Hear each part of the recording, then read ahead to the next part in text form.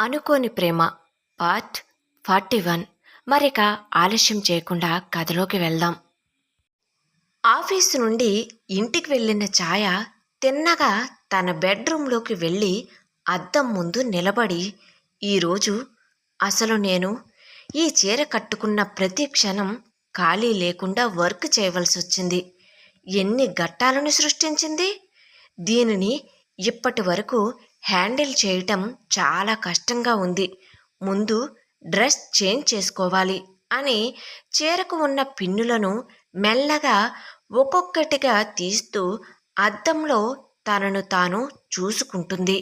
అమ్మయ్యా ఛాయా, ఈరోజు నువ్వు ఎందుకు కట్టుకున్నావో నీకే అర్థం కాలేదు.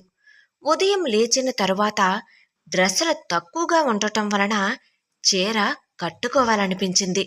బహుశా ఆ మిస్టర్ గంభీరం వాళ్ళింటికి వెళ్ళటానికే అనుకుంటా.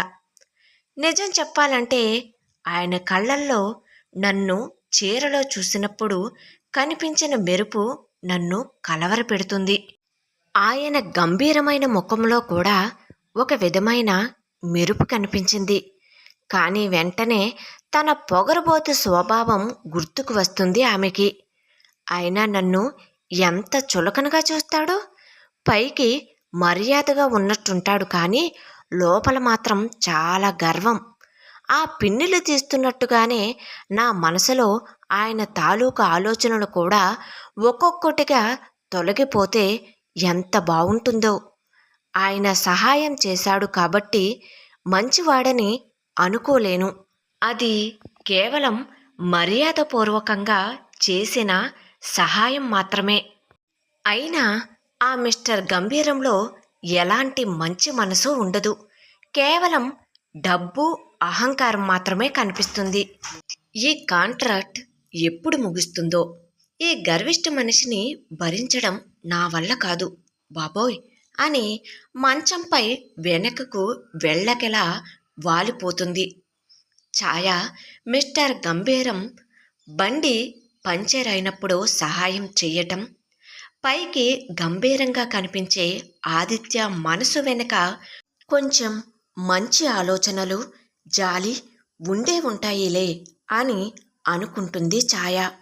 ఇంతలో సుగుణమ్మ గారు ఛాయ రూంలోకి మెల్లగా తలుపు తెరుచుకుని వస్తుంది. చీర లేకుండా కేవలం లంగా జాకెట్టుతో ఉన్న ఛాయను చూసి సుగుణమ్మ గారు కళ్ళు మూసుకుని, ఛాయ, ఏంటి మాకు ఈ దర్శనం అంటుంది.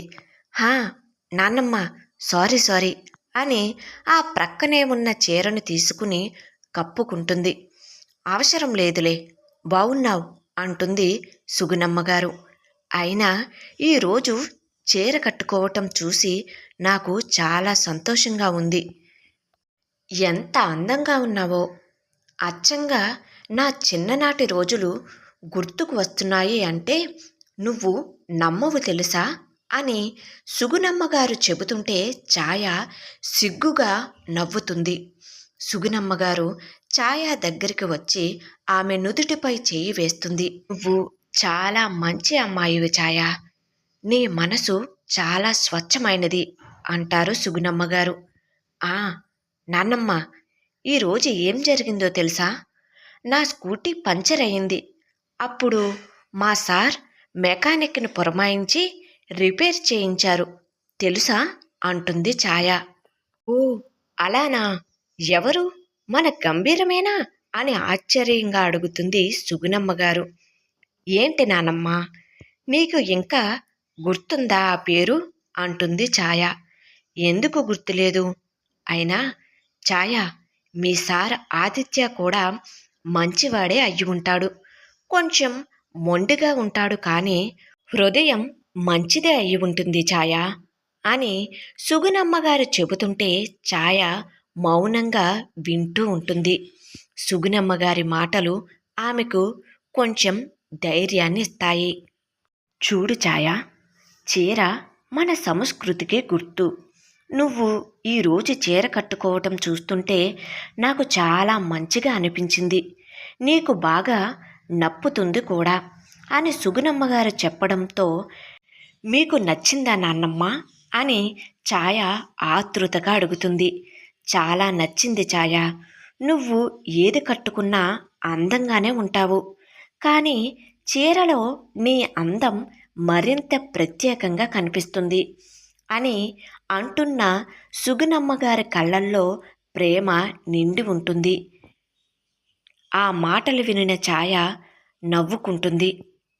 ఆమె మాటలు ఛాయకు ఒక రకమైన ఊరటనిస్తాయి.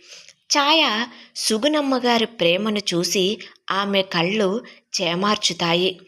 చాలా థ్యాంక్స్ నాన్నమ్మ అని ఆమెను గట్టిగా కౌగిలించుకుంటుంది ఛాయ.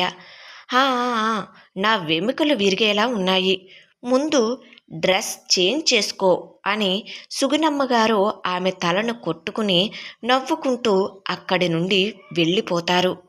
ఆ రోజు రాత్రి ఛాయ మంచం మీద పడుకున్నా ఆమె మనసంతా ఆదిత్య వాళ్ళ ఇంట్లో జరిగిన సంఘటనలే గుర్తుకు వస్తాయి. చీర తీసేసిన ఆ రోజు ఆమె పొందిన అనుభూతులు మాత్రం ఆమె మనసులో చెరగని ముద్ర వేసుకుంటాయి. అగ్రిమెంటులో భాగంగా రేపటి రోజున ఏం జరుగుతుందోనని ఆమె ఆతృతగా ఎదురు చూస్తూ మెల్లగా నిద్రలోకి జారుకుంటుంది. అనుకోని ప్రేమ కథ కొనసాగుతుంది. కథ నచ్చినట్లయితే తప్పకుండా లైక్ చేయండి. అదేవిధంగా సబ్స్క్రైబ్ చేసుకుని ఎంకరేజ్ చేయవలసిందిగా మనస్ఫూర్తిగా కోరుకుంటున్నానండి. Thank you.